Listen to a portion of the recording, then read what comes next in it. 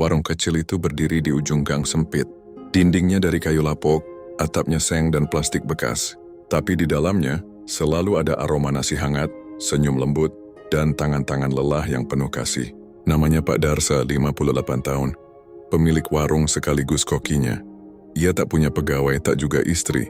Istrinya meninggal 10 tahun lalu, meninggalkan seorang anak perempuan yang kini kuliah di kota.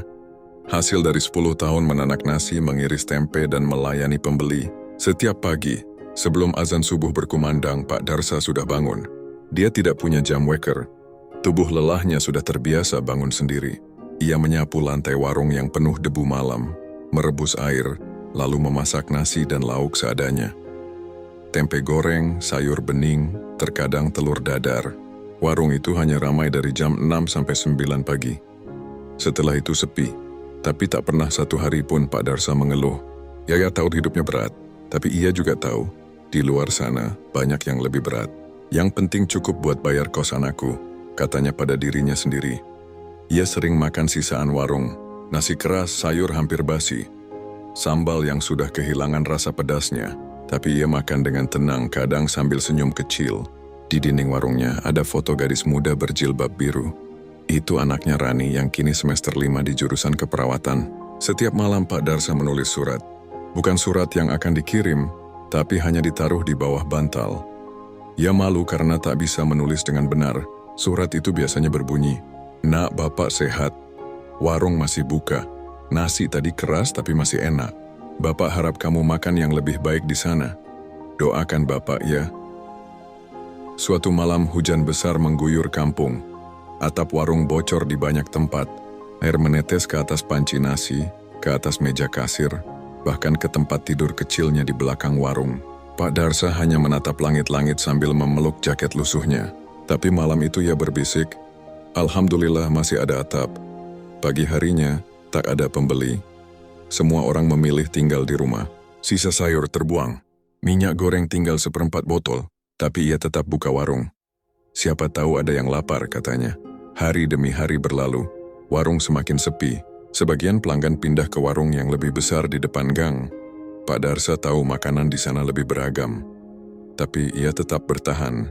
Sampai suatu hari sebuah mobil berhenti di depan gang. Seorang gadis berjilbab biru turun. Ia membawa koper dan senyum yang ditahan. Pak Darsa yang sedang mengupas bawang menoleh lalu diam. "Bapak," katanya. Pak Darsa berdiri, matanya berkaca. "Rani?" Gadis itu berlari memeluknya. "Aku lulus, Pak. Aku sudah diterima kerja di klinik." Mereka berdua menangis dalam pelukan. Tangis bahagia, tangis perjuangan yang akhirnya berbuah. Hari itu warung tak buka, tapi banyak orang yang datang. Tetangga-tetangga berkumpul ikut bahagia. Mereka tahu betapa keras Pak Darsa berjuang. Ada yang menyumbang kue, ada yang memberi teh manis hangat. Rani menggandeng tangan ayahnya. "Pak, mulai sekarang, aku bantu. Warung ini harus kita perbaiki." Pak Darsa hanya tertawa kecil. "Warung ini sudah cukup, yang penting kamu bahagia." Beberapa bulan kemudian, warung itu berubah. Dindingnya dicat putih, atapnya diganti seng baru. Di dalamnya tetap sederhana tapi bersih dan nyaman. Rani membuka layanan cek kesehatan gratis di pojok warung. Banyak orang tua datang, berobat sambil beli sarapan. Warung itu kini bukan hanya tempat makan, tapi tempat orang merasa tenang. Suatu malam Pak Darsa duduk di kursi kayu di depan warung. Ia memandangi bintang di langit. Rani datang membawa 2 gelas teh hangat. "Pak," katanya, "terima kasih sudah bertahan sejauh ini." Pak Darsa tersenyum. "Terima kasih juga sudah membuat Bapak merasa hidup ini indah, meski sederhana." Rani tertawa kecil.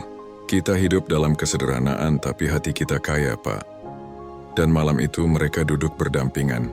Tak ada musik, tak ada pesta. Hanya secangkir teh, cahaya remang warung kecil, dan rasa syukur yang memenuhi ruang di antara mereka.